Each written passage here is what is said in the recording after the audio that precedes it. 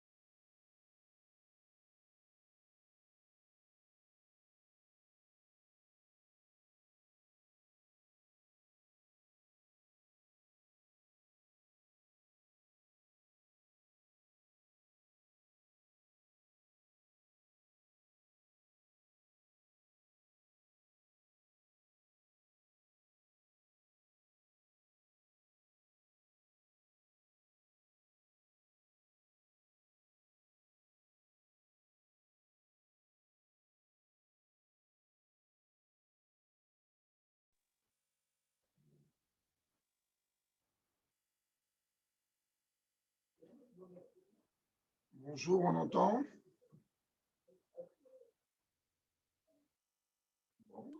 Oui, oui, oui, on attend.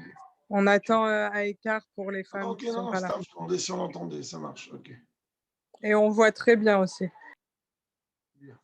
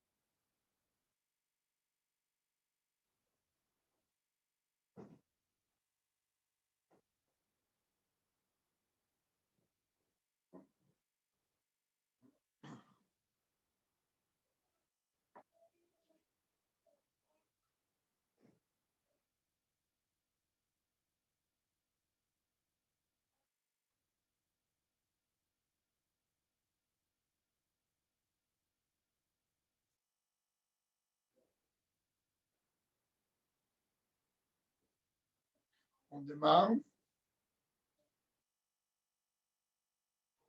Quand vous voulez. Ok, on va brièvement résumer ce qu'on avait vu la dernière fois. Donc, au Hachem, on a démarré le premier chapitre. On est venu nous enseigner qu'au moment de la descente d'une âme dans un corps, au moment où une personne va naître, alors on lui fait jurer, soit un tzaddik ne soit pas un rachat, c'est-à-dire qu'il y a en vérité dans ce serment deux parties. Première partie, c'est on lui dit qu'est-ce qu'il doit être. Deuxième partie du serment, c'est en vérité comment il doit se considérer.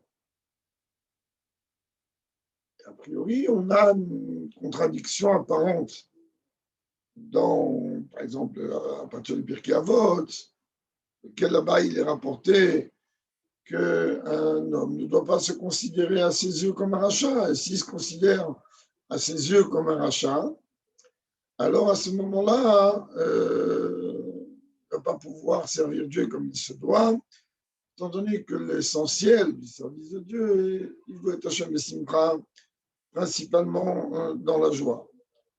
Et il est clair et net que si Dieu préserve, on arrive à une situation dans laquelle il ne va pas réellement être touché du fait de son comportement qui ne correspond pas à ce que Dieu attend, alors il peut arriver, Dieu préserve, à des catastrophes. On avait expliqué longuement la semaine dernière parce qu'on ne fait que résumer. Ensuite, l'Admoa Zaken, pour nous expliquer tout cela, il va nous expliquer que dans le Talmud, on découvre 5 catégories de juifs. Il y a ce qu'on appelle le tzaddik vetovlo, le tzaddik veralo, et le rachat vetovlo, le rachat veralo, le benoni, en traduction littérale, c'est-à-dire le tzaddik avec du bien en lui, ou, autre traduction, le tzaddik qui matériellement n'a pas de problème, le tzaddik avec du mal en lui, ou le tzaddik qui matériellement souffre des problèmes dans ce monde. De la même manière, dans le rachat vetovlo, rachat veralo, le rachat avec du bien, le rachat avec du mal, et enfin le benoni. Ce sont les 5 catégories. Et ensuite, Maharaj a expliqué que Tzadik vetovlo, Tzadik gamour, c'est-à-dire un Tzadik parfait, Tzadik veralo, Tzadik she'eino gamour. Et le Tzadik veralo, c'est un Tzadik qui n'est pas parfait. Ça veut dire quoi, parfait et pas parfait? Tout simplement, comme on vient de l'expliquer, c'est où il a encore un travail par rapport au degré qu'un tzaddik doit atteindre, c'est-à-dire l'amour de Dieu, ou bien, on l'a vu, c'est-à-dire que c'est un tzaddik qui, dans ce monde, ne souffre dans le cas du ralo et est comblé même matériellement dans le cas de Vetovlo.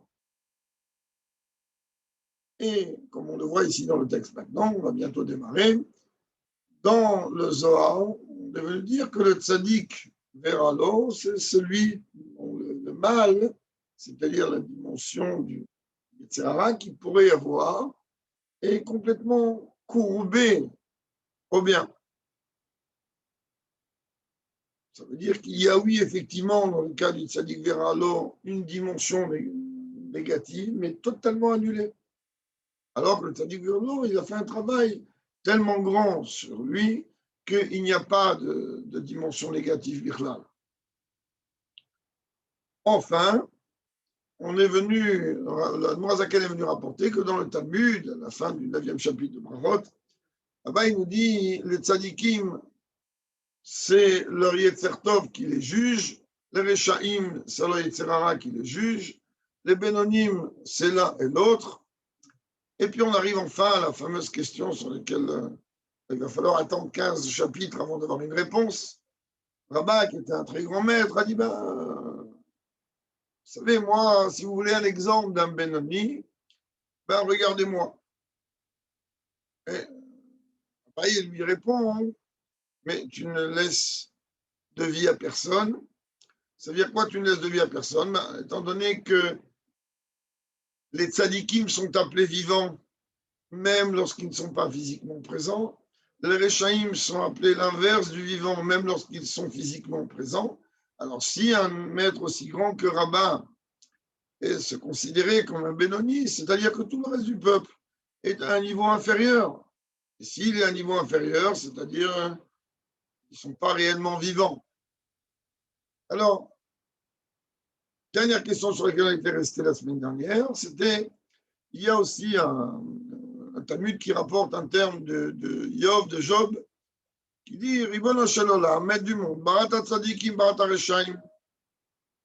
Tu as créé des tzadikim, tu as créé des reshaim. Alors que, comme on l'avait expliqué, on s'arrêtait là, qu'au moment de la création d'une âme, avant qu'elle descende dans ce monde, alors ce fameux ange qui s'occupe de cette neshama, qui lui apprend la Torah, qui lui explique la mission qu'on attend d'elle dans ce monde, son parcours, etc.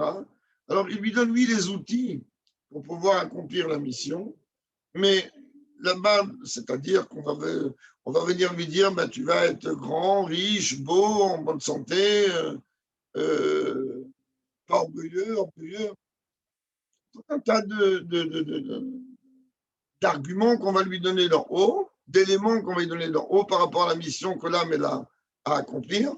Mais une chose n'est pas définie, n'est pas déterminée, c'est qu'on ne définit pas d'en haut si cette neshama, elle va être un tzaddik ou un rachat. C'est-à-dire que le corps dans lequel elle va habiter, ça va être tzaddik ou rachat. Alors comment on peut comprendre ce que Yov, il dit, tu as créé des tzaddikim et tu as créé des rechaim? Surtout que on ne va pas s'attarder sur la Nekuda, mais d'une façon concrète, il est clair et net qu'on ne peut pas venir dire que Dieu crée des tzadikim, crée des rechaim, car tout est entre les mains de Dieu, sauf la crainte de Dieu. Et si on va enlever la notion de libre arbitre aux Juifs, alors automatiquement, ça veut dire qu'il n'y a plus de din vecheshbon, il n'y a plus de compte rendu, il n'y a plus de compte à rendre à Dieu. Puisque c'est Dieu qui a fait de moi un tzaddik, dans ces cas-là, les mitzvot que j'accomplis, je n'en ai strictement aucun mérite, ou Dieu préserve, c'est Dieu qui a fait de moi l'inverse, et dans ce cas-là, les avérotes que j'accomplis, je n'ai pas de compte à rendre. On est dans le texte. Et gam le havin maout madregata benoni, aussi on a besoin de comprendre qu'est-ce que c'est que ce niveau du benoni. Chez Bevadaï et no maratse sruyot ou maratse avonot. Que c'est sûr et certain qu'on ne peut pas venir dire qu'un Benoni tel qu'il est défini ici dans le Tanya, nous parlons de quelqu'un qui a en lui 50% de mitzvot et 50% d'averot. Pourquoi? Shenken echta rabba beatzmo lomar shu Benoni. ונודע לו דלהפסיק פומיה מגרסה שאפילו מלאך המוות לא היה יכול לשלוט בו. Parce que là, on a un vrai problème. Comment ce maître-là, Rabbin, la Torah dit de lui que par un instant, il ne s'est arrêté de prononcer des paroles de Torah, jusqu'à même qu'au moment où il devait rendre l'âme à Dieu, l'ange de la mort n'a pas pu lui retirer son âme, car il était constamment en train de répéter des mots de Torah. Alors, on peut venir imaginer qu'une personne comme ça, Chas Shalom, elle va se tromper sur son niveau, c'est-à-dire elle peut avoir 50% d'Averot, alors que même l'ange de la mort n'a pas pu récupérer cette âme. De quoi on nous parle? Dans le Talmud et dans le Rambam, il est effectivement rapporté qu'une personne, dans le Rambam, c'est au chapitre 3 des lois de Tchouva, une personne qui a 50%, qui a une majorité, de bonne action, est appelée tzaddik. Une personne qui a une majorité de mauvaise action est appelée rachat. Une personne qui a moitié-moitié, elle est appelée Benoni. Mais comme le Tanya va l'expliquer tout de suite, ici, on n'est pas en train de donner une véritable étiquette de ce que représente la personne au fond d'elle. On est en train tout simplement de dire, bon, ok, très bien, tu as un comportement qui majoritairement est positif, et bon, dans le jugement, après 120 ans, lorsque l'âme elle va remonter là-haut, et bon, on va lui dire, toi, sur terre, tu t'es comporté comme un tzaddik. Tu as eu une majorité de bonnes actions, ou Dieu préserve l'inverse, ou éventuellement Benoni. Mais ce que le Tanya veut nous faire comprendre clairement, c'est qu'on ne cherche pas aujourd'hui à savoir quelle étiquette va être apposée sur nous. Rappelez-vous que la base de ce premier chapitre, entre autres, il est lié, un, avec le serment que l'on doit être sadique, deux, ne pas se baser sur ce que les gens disent de nous. Les gens, ce qu'ils vont dire de nous, c'est en fonction de notre comportement. Donc, en fonction de notre comportement, ils vont mettre une étiquette. C'est quelque chose de totalement extérieur. Et d'ailleurs, l'une des questions les plus fortes à laquelle il va répondre beaucoup plus tard, c'est ce géant parmi les géants qui s'appelait Rabat, qui lui dit, tu veux voir un Benoni, voilà. Il y en a un en face de vous, et il est clair et net que la question se pose, comment un homme aussi grand, alors il a pu se tromper sur son compte. Si réellement un Benoni, c'était quelqu'un de 50-50.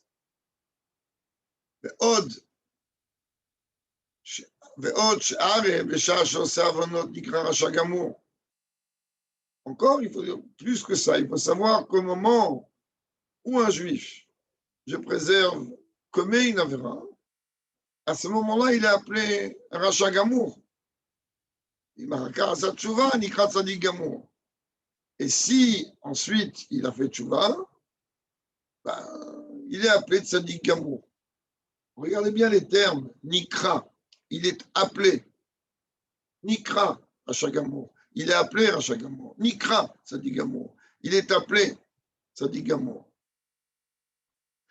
C'est-à-dire qu'au moment où un juif, je préserve, enfreint la volonté de Dieu, à ce moment-là, il entache sa neshama, comme on le verra plus tard, et donc on l'appelle Racha.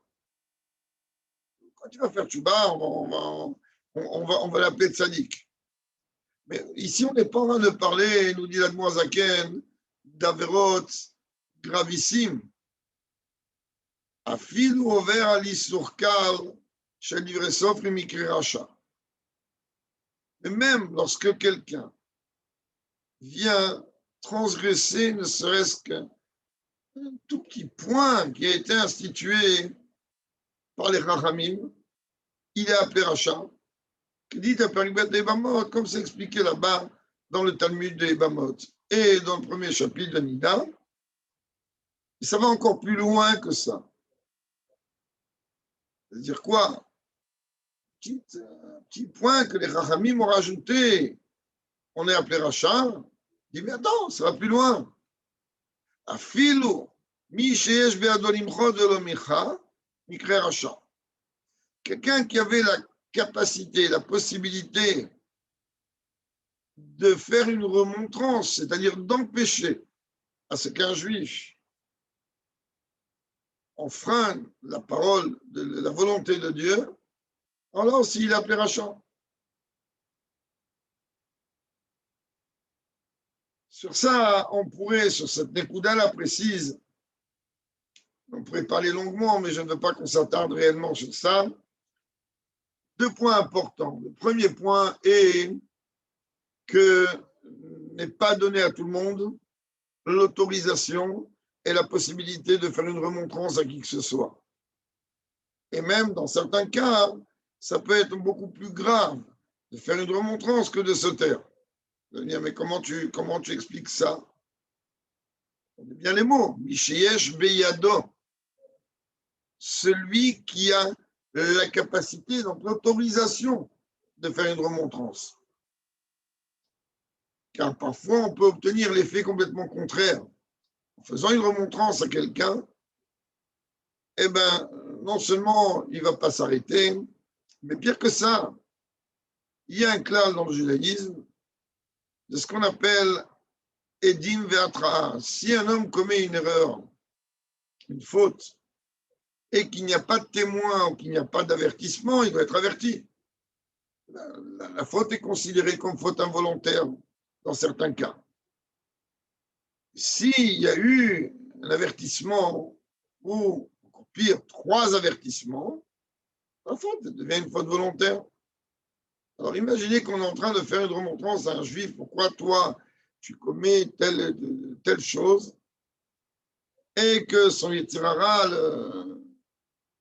le ronge, et il dit, moi ça m'est complètement égal, laissez-moi tranquille, et il continue à accomplir cette faute, et bien dans certains cas, au début il était peut-être dans une situation de ce qu'on appelle shogeg, c'est-à-dire involontaire, et là à cause de nous, il est devenu mésid, volontaire. Donc il est clair et net qu'il faut bien comprendre ce qu'on vient de nous enseigner ici. D'ailleurs la question a été posée, là elle peut être posée, sur Moshe Rabbeinu.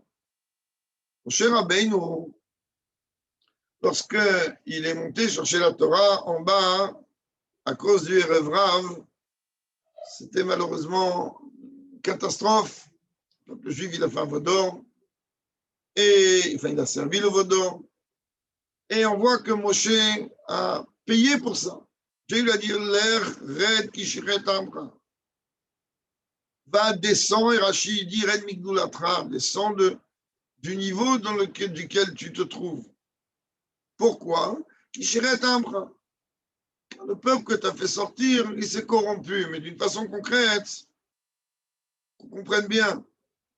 Moshe s'est fait, entre guillemets, tirer les oreilles par Dieu, alors qu'il n'était même pas dans cette situation dont on vient de parler, c'est-à-dire il n'était même pas dans une situation dans laquelle il pouvait faire une remontrance, et il ne l'a pas fait. C'est Moshe Rabbeinu.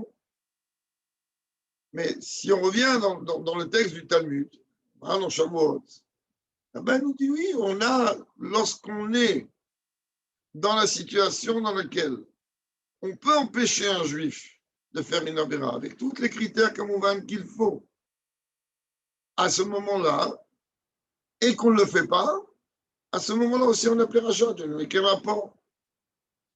Je vous donne un exemple, et puis on va arrêter de s'attarder sur cette Nekuda. Un exemple qui est rapporté dans Igeret HaTshuva. Plus loin, Igeret HaTshuva, le Moazaken là-bas rapporte des barèmes, si l'on peut dire, que le Harizal prescrit lorsque quelqu'un, Dieu préserve, a fauté, qu'il a fait tchouva, par rapport au nombre de jeûnes qu'il va éventuellement accomplir. Et là-bas, l'Admoisaken rapporte qu'il y avait des grands maîtres que eux, pour un oui ou un non, ils jeûnaient des dizaines, voire pour ne pas dire des centaines de jeûnes. Et il nous dit que quoi? Il nous dit qu'il rapporte en fait une Gemara dans Shabbat, si je ne me trompe pas, au Rabbi Elazar ben Azaria, qui était un maître, le chef du Sanhedrin.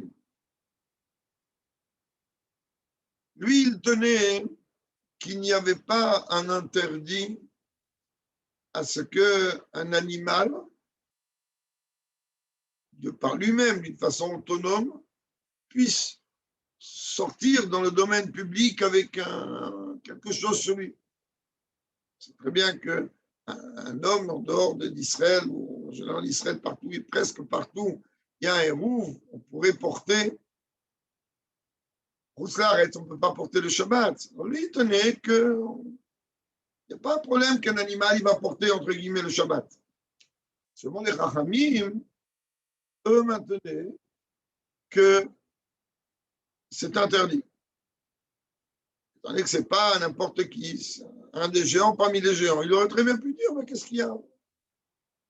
Eux, ils tiennent comme ça, moi je tiens comme ça, et j'ai sur quoi tenir. Pourtant, la Gemara nous raconte un récit bizarre. Elle nous dit, Pam yatsa parato shel Rabbi Elazar ben Azariah bertsua ben Karmea. Un jour, Talmud nous dit, un jour est sorti la vache de Rabbi Elazar ben Azariah avec des sangles entre ses cornes. Il n'a rien dit, il a laissé. Ses dents ont noirci tellement il a jeûné. Makara. Qu'est-ce qu'il y a? En vérité, sans entrer dans tous les détails, ça veut dire quoi la vache? Il n'en avait qu'une, il n'avait pas qu'une. Le Talmud vient nous donner en vérité un récit très bizarre, mais il n'est pas si bizarre que ça, qui vient dire en vérité qu'il a vu la vache du voisin. Et il n'a pas fait la remontrance au voisin, mais tu sais, les Chachamim, ils tiennent qu'il est interdit que même son animal puisse sortir, transporter entre guillemets le Shabbat, bien que lui tenait qu'il n'y avait strictement aucun problème à cela, eh bien, il a jeûné tellement de temps que ses dents ont noirci. Donc, cette notion-là de filou michiesh veyad olimchot de l'omichan ikreracha fait qu'on a dire celui qui a la capacité de faire une remontrance et qui ne le fait pas, il est appelé rachat. Vous imaginez jusqu'où ça va? Mais ça va encore plus loin. Il nous dit ici, Kol Sheken, Vekal Vachomer, Mevatel, Zemizat Aseh, chez Charlo le Kayema. Alors là, vous allez comprendre qu'on est très loin de tout ça. Il dit même quelqu'un, et à raison de plus, quelqu'un qui n'accomplit pas, en fait, qui annule un commandement positif, c'est-à-dire qu'il aurait pu accomplir un commandement positif, et pour peu importe la raison, il ne l'a pas accompli. Il n'accomplit pas. Porte, occupé, pas occupé. Et là, il est en train d'envoyer la Mourazaken ici une véritable bombe. Et là, vous allez voir qu'il y a un vrai problème. Il dit par exemple, comme tout celui a la possibilité d'étudier la Torah et n'étudie pas. C'est quoi la possibilité d'étudier la Torah et n'étudie pas? Ça veut dire tout simplement que là, j'ai un moment de libre maintenant. Je pourrais étudier, mais je me repose. Ou pas, je me repose. Il y a une maladie dans notre génération qui est encore plus dangereuse que je me repose, parce que se reposer, c'est une mitzvah. Surtout si on se repose pour pouvoir ensuite étudier la Torah plus calmement. Aujourd'hui, il y a une maladie beaucoup plus dangereuse et qui touche tout le monde et qui contamine tout le monde encore pire que le virus. Chez l'OIE, c'est la maladie de Facebook, de WhatsApp, où les gens sont du matin jusqu'au soir sur leur téléphone. Vous imaginez? Mourazaken vient apporter ici un terme des maîtres qui dit que celui qui a la possibilité, donc qui a le temps, d'étudier la Torah, qui est une mitzat aseh et Talmud Torah, keneget kulam, on le dit le matin dans les brachot, et qui n'étudie pas, Shalom Darshur Razal, qui va Hashem Biza. Rabbi me dit qu'il a dédaigné la parole de Dieu, Ikaret, Vegomer, des mots très, très, très, très durs, sur le fait que quelqu'un a le temps et la possibilité d'étudier la Torah et qu'il ne le fait pas.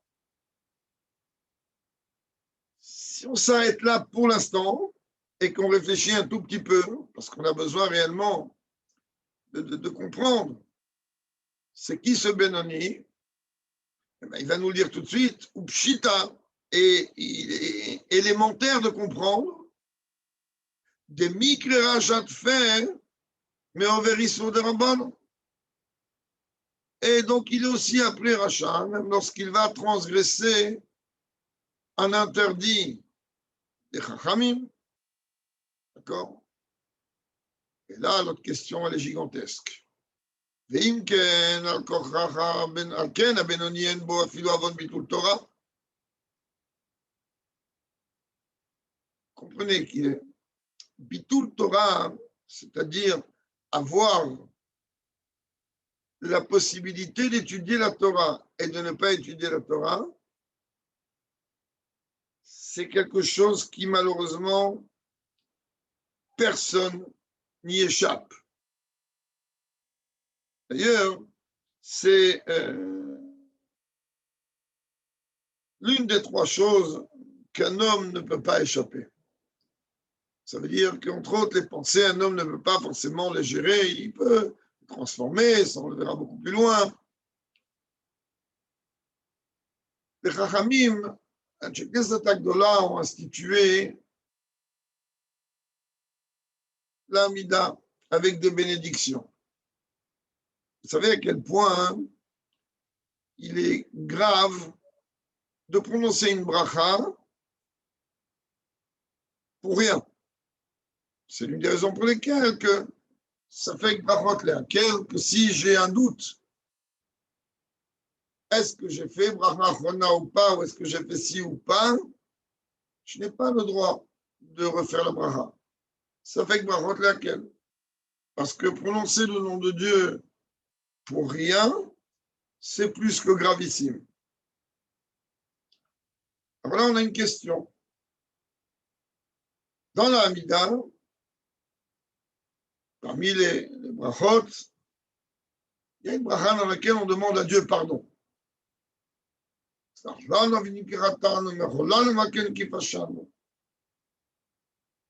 Pardonne-nous, mon Dieu, qu'on a fauté, notre roi. Et à la fin, on termine.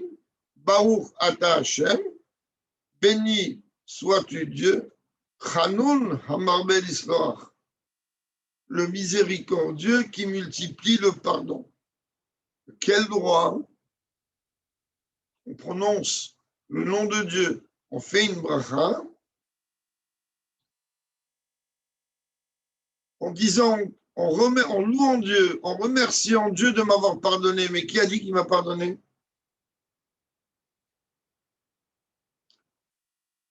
De solution, c'est où il m'a pardonné? J'en sais rien. Et je m'en sors. Ou Dieu préserve, il ne m'a pas pardonné. Et là, j'ai un double problème. Un, je ne suis pas pardonné. Deux, j'ai fait une bracha levatala. Et comment 3 fois par jour, je répète, Baruch ata Hashem, 3 fois par jour, tu continues à prononcer le nom de Dieu, une bénédiction, sans avoir aucun élément, si on a été pardonné ou pas pardonné. À l'époque du Beth Amikdash, quand on faisait tchouva et qu'on amenait un sacrifice, on voyait un lion de feu ou autre chose, on voyait du feu descendre, consumer le sacrifice, qui montrait que Dieu avait agréé. On pourrait dire Baruch ata Hashem. Mais là, comment on peut, et ce 3 fois par jour, dire une bracha dans laquelle on est en train de remercier Dieu de m'avoir pardonné? Alors, les Chachamim sont venus nous dire, regarde, Dieu, il t'a créé, il sait que tu es un humain, et il sait que si tu n'as pas atteint un niveau extrêmement haut, alors malheureusement, même si cette faute est une faute extrêmement grave, on appelle Bitul Torah, c'est-à-dire avoir la possibilité, le temps de pouvoir étudier la Torah. Et ce temps est gaspillé et perdu à autre chose. Pratiquement, on est appelé rachat, et pas seulement rachat un petit peu. C'est quelque chose d'extrêmement grave. Pourtant, il n'existe pas de juif qui soit capable de pouvoir maîtriser le temps à un point tel que pas un moment de la journée où il peut étudier, il va étudier. Ça n'existe pas. Alors les Rachamim m'ont dit, puisque c'est quelque chose d'extrêmement compliqué, alors on est sûr et certain que Dieu il va pardonner. On ne parle pas de quelqu'un qui passe son temps, qui passe la majeure partie de son temps à perdre son temps. Et je ne veux pas rentrer dans aucun détail. On parle de quelqu'un qui, de temps en temps, il s'oublie un petit peu à droite et à gauche. Vous imaginez un chemichement, quelqu'un que lui, il passe son temps à s'oublier. C'est-à-dire, il a des heures devant lui où il peut étudier la Torah. Et qu'est-ce qu'il fait? Il perd son temps sur des écrans de toute taille. Et étant donné que c'est quelque chose d'extrêmement compliqué, de ne pas fauter dans le jeu de Bitul Torah. Je ne parle pas de ceux qui perdent leur temps dans les écrans de toute taille. On est en train de parler même de quelqu'un que lui, bon, ok, j'ai fini mon étude, j'ai fini mes tfilotes, je me détends. Tu te détends comment? Un juif, il se détend autrement qu'avec l'étude de la Torah. Même ça, dans certains cas, ça s'appelle Bitul Torah. Et c'est quelque chose d'extrêmement grave. Ce niveau-là, nous, on ne le comprend pas parce que malheureusement, on plonge tous dedans. Alors, quand on vient me dire qu'un Benoni, il n'a même pas Bitul Torah, waouh! Waouh! Dans ce cas-là, on ne comprend pas. Comment Rabat, il a pu tellement se tromper sur son compte et dire de lui qu'il est un Benoni. C'est pas possible. C'est quelqu'un, on vient de le voir. L'ange de la mort, il n'a pas réussi à récupérer sa neshama tellement d'une façon constante, il prononçait des mots de Torah. En fait, avant d'aller voir la Haga'a, les annotations du Tzemar Tzedek sur le Tanya, qu'on comprenne bien, a priori, nous, si on s'arrête là, on n'arrive pas du tout à comprendre c'est quoi un Benoni. Pour nous, quelqu'un qui arrive à gérer même le Bitul Torah, c'est-à-dire qu'il arrive à gérer même le temps que par un instant de la journée, un instant de sa vie, il va être gaspillé à autre chose que la volonté de Dieu. Pour nous, on est tous d'accord que c'est un tzaddik et pas n'importe quel tzaddik. Un tzaddik d'un très haut niveau. On verra beaucoup plus loin lorsqu'il va définir de façon beaucoup plus détaillée c'est quoi le niveau du Benoni. Un Benoni, c'est quelqu'un qui ne peut pas se mettre en colère. Un Benoni, c'est quelqu'un qui ne peut pas avoir, bon ça même un juif, il n'a pas le droit d'avoir de la rancœur sur un autre. Ça, c'est quelque chose d'extrêmement grave. Rancunier, il n'y a pas plus grave que ça. Ça entraîne des catastrophes. Et on le voit dans la paracha de la semaine, quand Moshe vient de dire il faut qu'on sorte d'Égypte. C'est quoi qu'on sorte d'Égypte? Ça veut dire c'est sûr que le peuple juif, il a passé des moments extrêmement durs en Égypte. Personne n'a dit non. C'est sûr que le peuple juif, il a souffert au plus haut niveau. Personne n'a dit non. Il y a un moment dans la vie où, ok, tu as souffert, tourne une page et arrête de nourrir les souffrances antérieures, c'est tous les liens du Rita d'hier, etc. Il ne veut pas tourner la page, c'est qu'il se complaît là-dedans, il est bien. Après, on rentre dans tous les autres problèmes, mais ce n'est pas le Nekuda d'ici. Donc, le Benoni, c'est un personnage mystérieux pour nous. Tel qu'il est défini ici, c'est un personnage qu'on ne comprend pas. Surtout lorsqu'il va venir me dire qu'il n'a rien à voir avec le niveau du tzaddik. Mais alors quoi?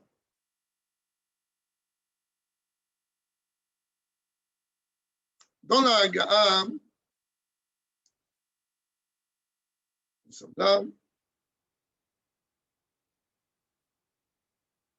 Ashekatu bezoar chelek gimel dav resh lamed aleph.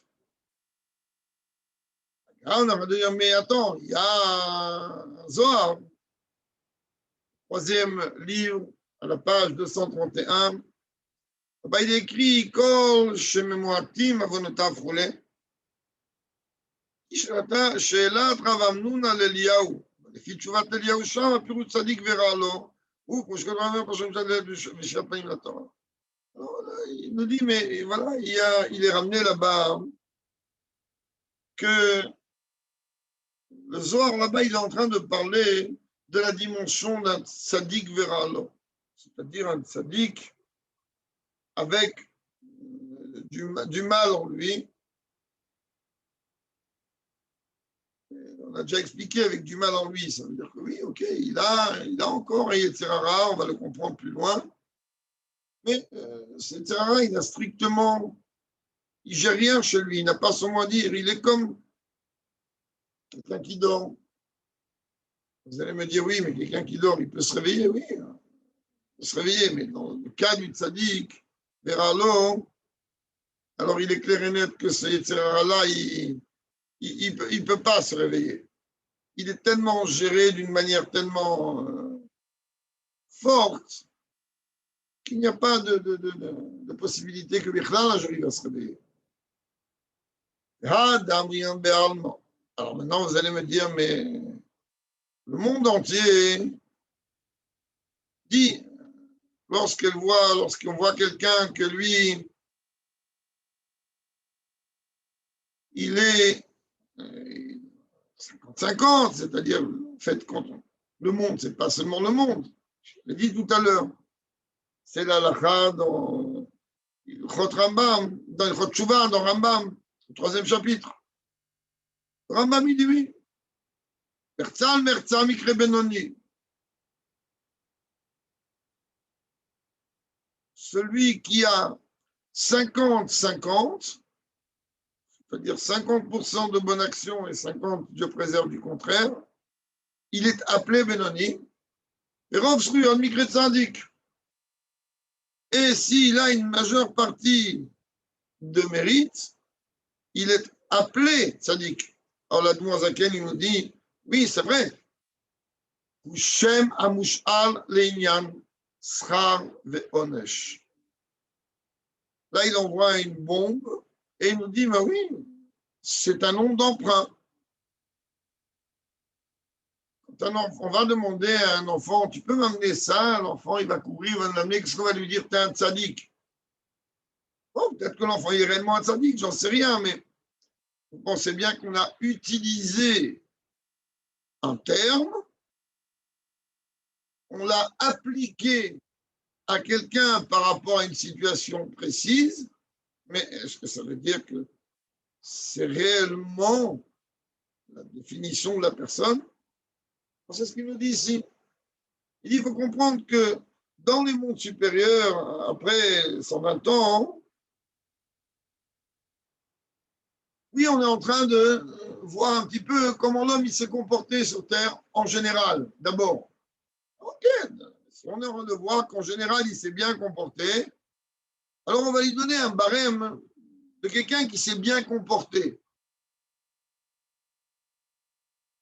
On dit tzaddik, ata tzodek, ok, c'est très bien.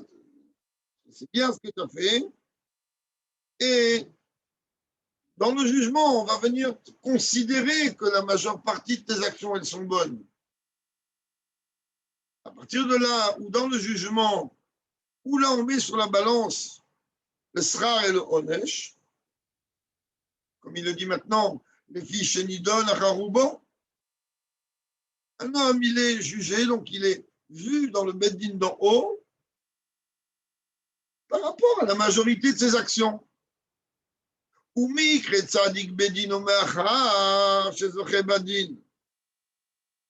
effectivement, quand on va voir d'en haut que Baruch Hashem, cette personne, elle a une majorité de bonnes actions, alors on va lui dire, on ne va pas lui dire, tu ne vas pas payer la facture des mauvaises. On va lui dire, on va te considérer comme quelqu'un de bien, comme un tzaddik, car tes actions, en majorité, sont positives. Et donc, automatiquement, Baruch Hashem, tu vas mériter beaucoup de bonnes choses. Tu es sorti vainqueur, ok, on a tenu compte des circonstances atténuantes de cela. Mais ça ne veut pas dire qu'il n'y a pas des aspects négatifs dans le comportement en bas. Mais la majorité est bonne, ben très bien, écoute. Quand on était à l'école, alors parfois je mettais dans les copies PMF, peut mieux faire. Ok, peut mieux faire. On ne va pas te mettre dans la catégorie de ceux qui vont redoubler de classe, tu vas passer de classe. Ça ne veut pas dire que tu as gagné tout l'examen, que tu as réussi tout l'examen. C'est ce qu'il dit ici. À partir du moment où on lui dit, Tzodek, ok, on a analysé ton dossier, tout va bien, tout va bien. C'est-à-dire que tu as une majorité de bonnes actions. Alors admis en classe supérieure, on va pouvoir te permettre, le Neshama, on va lui permettre d'aller dans des niveaux extrêmement hauts et intéressants, etc. On ne va pas rentrer là-dedans maintenant. Mais, ça c'est bien. אבל לעניין המיטה של התואר, והמעלה של מעלת מדרגת חנוכות צדיקים בינוניים המחז"ל. Alors là, tu vois bien que dès qu'on veut parler, non pas d'un nom d'emprunt, dès qu'on veut regarder les choses concrètement, qui on est, alors là, on va voir qu'il y a, oui, des différences entre les tzadikim, les bénonymes. Il y a eu des différences entre un tzadik, un bénonyme. On dit tout à l'heure, Amurazat tzadikim itzertov shoftan, shneemar v'di bichalal bekirbi, shen lo yitzera kargo betanit. David Amelech, il est venu dire, mon cœur est vide en moi. C'est que la dimension du cœur, on peut dire parfois libi, c'est le cas, ou bien, comme il dit ailleurs, kala she'eri ou levavi. On dit les vav, avec les deux bêtes. Bechol levavcha ou fron lafshecha. Deux bêtes, c'est les deux yetzirara. Là, David Amelech, il dit libi, chalal bekirbi, c'est-à-dire il a enlevé un bête. On dit quoi? Qu'il a tué le yetzirara à travers les jeûnes. Il a jeûné. C'était les méthodes de l'époque. C'est très bien que l'Admor Zaken rapporte, on sait très bien à quel point le Rabbi lui-même, extrêmement opposé à tous ces inanimes de jeûne et de mortification. Donc David Amelech, lui, il a réussi à arriver à ce niveau-là, que les Yitzhara, sur le peu de mal qu'il pouvait y avoir en lui, qui somnolait en lui, ben, il l'a anéanti à travers les jeûnes. Ok, lui, il arrive à ça. אבל כל מי שלא הגיע למדרגה זו, שזכויותיו מרובים על עוונותיו, et tout celui qui n'est pas arrivé à ce niveau-là, même si ses mérites sont beaucoup plus nombreux que ses fautes, il n'est pas du tout et il n'a strictement rien à voir avec le niveau de tzaddik. Et on va s'arrêter au point. Et la reine Amour-Hazal, on expliquera cette notion bien des prochains cours. Et la reine Amour-Hazal ben Madrash. C'est la raison pour laquelle Tania apporte ici une preuve claire que les Chachamim nous ont dit dans le Midrash la chose suivante. Dieu, il a vu que les tzadikim étaient peu nombreux. Amad veshitlan bechol dor vador. Il est venu et il en a placé dans chaque génération un nombre défini, un petit nombre. Comme c'est marqué que le tzadik, il est la base du monde. Ça veut dire, il veut ici, pour conclure pour aujourd'hui, nous expliquer une chose extrêmement importante. Il vient nous dire, comprendre, un Benoni, c'est quelqu'un de merveilleux, mais vous allez voir qu'il n'est pas du tout au niveau du tzaddik. Et il n'a même rien à voir avec le niveau du tzaddik. Et le tzaddik, ça ne peut pas être la chose à laquelle moi j'ai toujours pensé que c'était, car la Torah, effectivement, nous le répète dans différents endroits, que les tzadikim sont peu nombreux. Or, vous êtes toutes d'accord que grâce à Dieu dans le monde, Baruch Hashem, la majeure partie du peuple juif a une grande majeure partie de bonnes actions. Et donc, il y a quelque chose ici qu'on a besoin d'éclaircir. L'aide de Dieu, je connais les quelques jours avant Yud Shvat, Bezrat Hashem, que chacun d'entre nous, ils se renforce au tzaddik et Sodolam. Au tzaddik, pilier du monde, la base du monde, c'est-à-dire au chef de la génération, c'est-à-dire au rabbi, et avec l'aide de Dieu que l'on puisse mériter aujourd'hui même la Géoula véritable et complète avec Mashiach en tête. Merci beaucoup, Rav.